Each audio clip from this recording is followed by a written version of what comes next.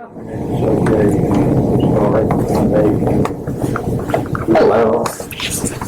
and welcome back. If you saw my first video, I thought I would do another one, make this a weekly thing, maybe bi-monthly, I'm not sure, but we'll see how it goes.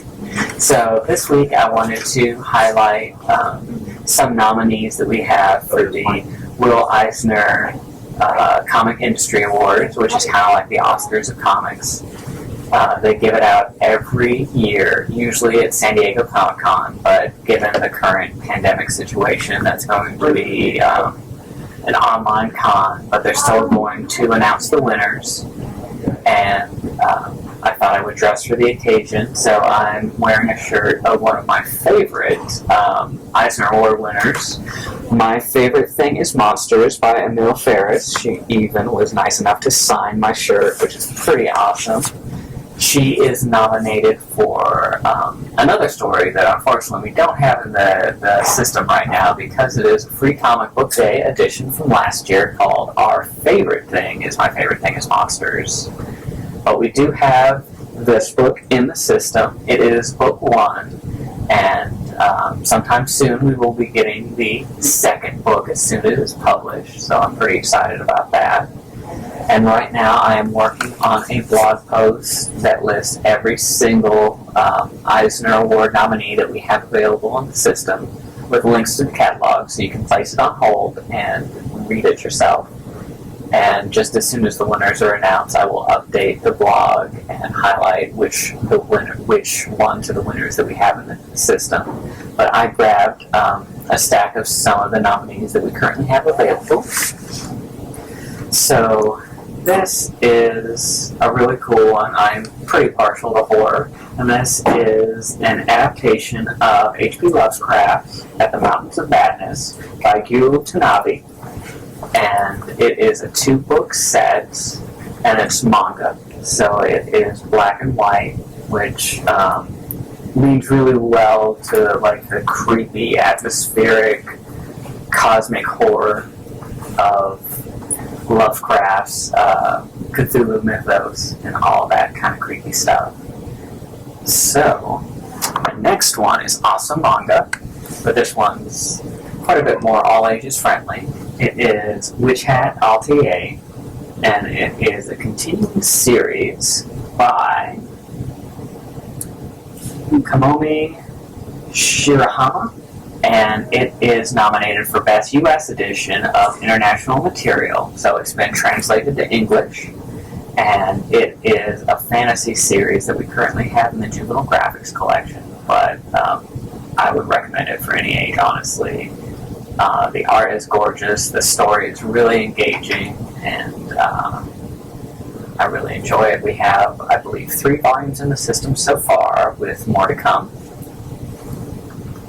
My next one is a nominee for Best Reality-Based Work. It is Kid Glove's 9 Months of Careful Chaos by Lucy Knisley. We have several of her books in our collection. She writes a number of autobiographical memoirs, travelogues, things like that.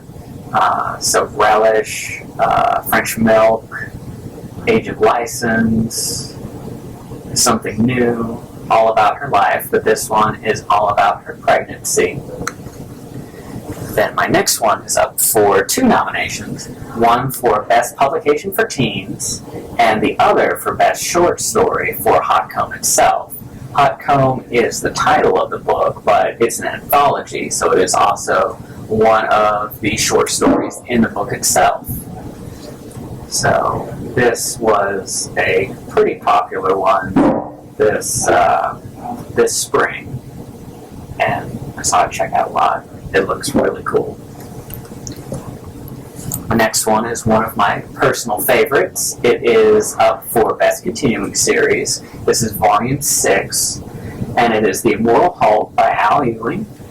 And it is more of like a psychological and a horror standpoint to the Hulk that deals with a lot of current social issues of government and industrial corruption and social protest.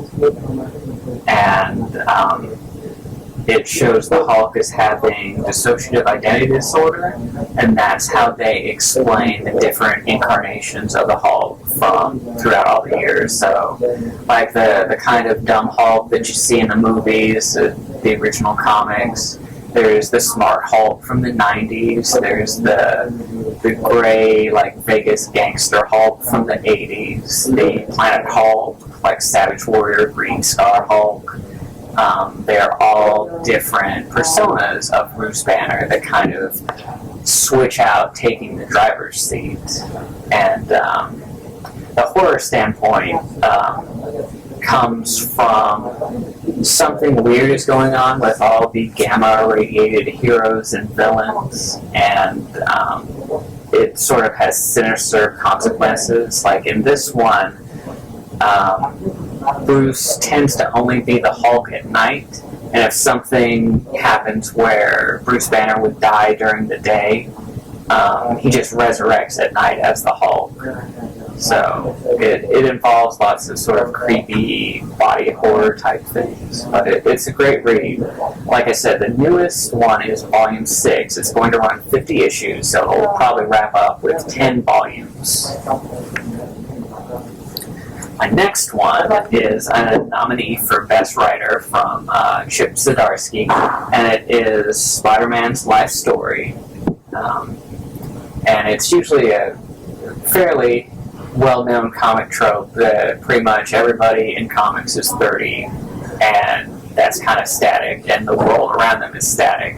But this is Spider-Man aging in real time and reacting to the world around him. So it starts in the 60s, and each chapter of this, or issue when it originally came out in serialized form, is a decade. So you see Spider-Man getting older, dealing with different things like the Vietnam War, and different other sort of historical landmarks as his family grows and he grows older, his enemies grow older. There's the introduction of Miles Morales. And it was just a really interesting take on a character.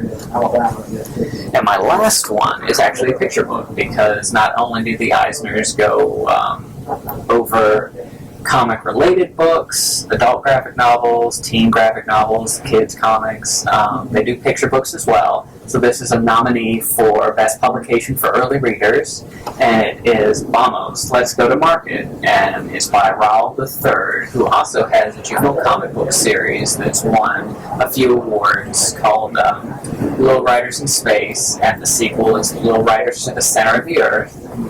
And it is a book that incorporates both English and Spanish, so it's a great way to introduce your kids to some easy Spanish words to incorporate into their vocabulary.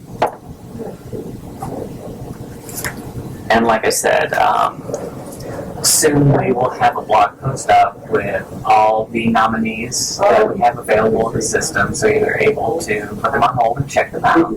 Thank you so much for watching, and I'll see you in the next video.